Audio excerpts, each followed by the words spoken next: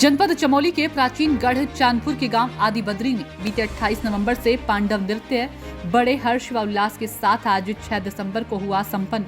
बताया जाता है कि पौराणिक कथाओं व मान्यताओं के अनुसार द्वापर युग में इस आदि बद्री स्थान पर पहला भगवान श्री विष्णु मंदिर का जीर्णोद्धार पांडवों के द्वारा किया गया था। तब से पांडव आज भी नगली गांव के लोगों पर दोष होते हैं, तो इस गांव के लोगों द्वारा पांडव नृत्य का आयोजन समय समय पर किया जाता रहा है।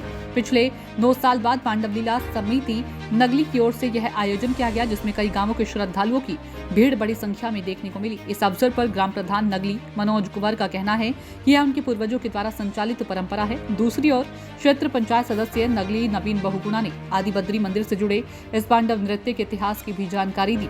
इस मौके पर पांडव लीला समिति नगली अध्यक्ष महेंद्र सिंह ने भी सबको शुभकामनाएं प्रेषित की। साथ में समिति के सदस्य संदीप सिंह, कोषाध्यक्ष अनिल कटैत ने भी आयोजन की व्यवस्था को देखा। साथ में इस आयोजन के व्यास राम सिंह नेगी से व्यास वरदानी वाचक दयाल सिंह रावत वाद्य यंत्रों के गुरु दिनेश लाल व साथी लोगों ने विलुप्त हो रही परंपराओं को भी ताले बजाकर सभी देवी देवताओं के मंत्रों के द्वारा प्रकट कर इस पावन आयोजन को आकर्षक बनाया। ये पांडव लीला गढ़वाल के प्रथम गढ़ चांदपुर की सबसे प्रसिद्ध पांडव नृत्य माना जाता है। अपनी परंपराओं को संजोए रखने के लिए सभी ग्रामीणों ने देवताओं से पूजा अर्चना कर प्रार्थना की।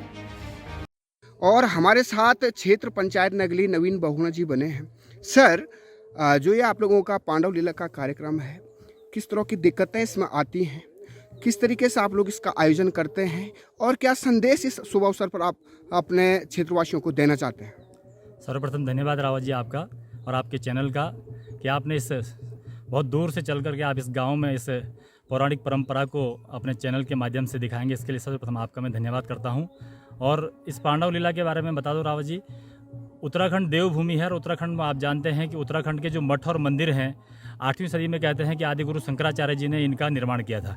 लेकिन विदिंती ये भी है कि पौराणिक काल में कहा जाता है कि पांडवों द्वारा ही इन जो हमारे जितने भी धाम बने हैं पांडवों द्वारा ही इनका निर्माण किया गया है। जैसे आदि बद्री धाम आपने देखा, आदि बद्री का कहते हैं कि पांडवों ने उसका निर्माण किया। उसके बाद जाते जाते सुबह हो गई थी, फिर बद्रीनाथ, फिर उसके बाद सतोपंथ, स्वर्गारोहिणी, भीमपुल आदि कहीं इनके पांडवों के जो आपने उनका वो देखा होगा। और पांडवों का जो आज भी हम अगर गांव में जो प्राचीन परंपरा को निभाते हैं तो ये हम सब पे एक दोष जैसा लगता है, क्योंकि हमारे जो गोवंश हैं और जो मानव जनित जो समस्याएं होती है उनके सुख समृद्धि के लिए और उनकी खुशहाली के लिए हम ये आयोजन लगातार करते हैं। और हमारे जो बुजुर्गों ने किया था और आज इस परंपरा को हम सभी लोग आगे बढ़ा रहे हैं। जी सर, किस तरह की दिक्कतें इसमें आती हैं करने में और आयोजन को करने के लिए कितना समय रहता है, कितने दिन इसमें लगते हैं? राव जी देखिए, आज इस भौतिकवादी युग में ऐसा आयोजन करना अपने आप में बहुत बड़ी एक समस्या भी है। लेकिन तब भी हमारे गांव में कुछ युवा लड़कों की जो सोच है, जिनकी धार्मिक और सांस्कृतिक जो उनकी सोच है, उनकी एक जुटता के कारण हम इस आयोजन को कर पा रहे हैं। समस्याएं तो बड़े कार्यों में आती है, लेकिन फिर भी भगवान की कृपा ऐसी होती है कि वो कार्य अच्छे से संपन्न हो जाते हैं। क्या नाम है आपका? हर्षवर्धन नवनी जी, तो यहाँ पे जो पांडव नृत्य और पांडव लीला का आयोजन किया गया है, तो कितने समय बाद ये आयोजन हो रहा है यहाँ पे, और जो ये हमारे परंपरा है इसके निर्वहन कब से यहाँ पे चलता आ रहा है, इसके बारे में आपका क्या कहना है?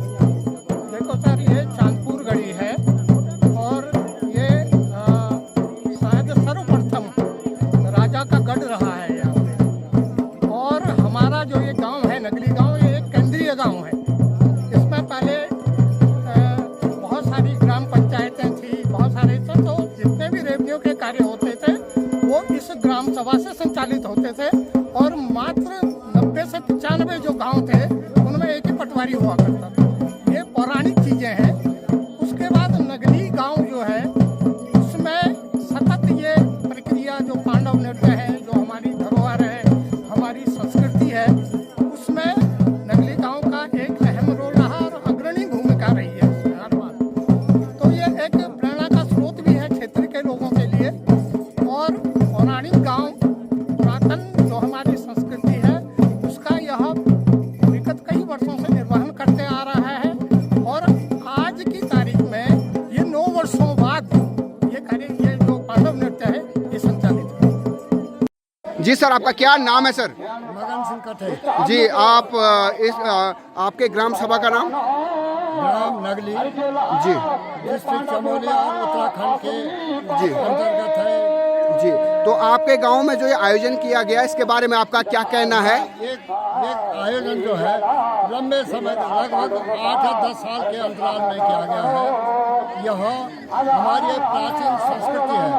राजा परीक्षित के बाद पांडवों का जो कार्यक्रम है ये हर वर्ष जो है हमारे पर्वतीय क्षेत्रों में बड़े उत्साह के साथ मनाया जाता है। इसके पीछे बहुत से कारण हैं। नंबर 1 कारण धार्मिक भावनाएं हैं, आस्था से जुड़ी हुई हैं।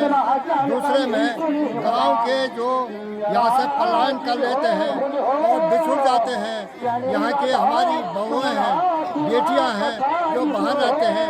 इस समारोह में सारे गांव के क्षेत्र के लोग इकट्ठा होकर के अपनी पूर्ण श्रद्धा के साथ इसमें सम्मिलित होते हैं और इस प्रकार से हर वर्ष हर क्षेत्र में और हर अंतराल में यह कार्यक्रम जो है आयोजित होता रहता है और बड़े उत्साह के साथ मनाया जाता है। किस तरह का सहयोग यहाँ पे ग्रामीणों का आपको मिल रहा है?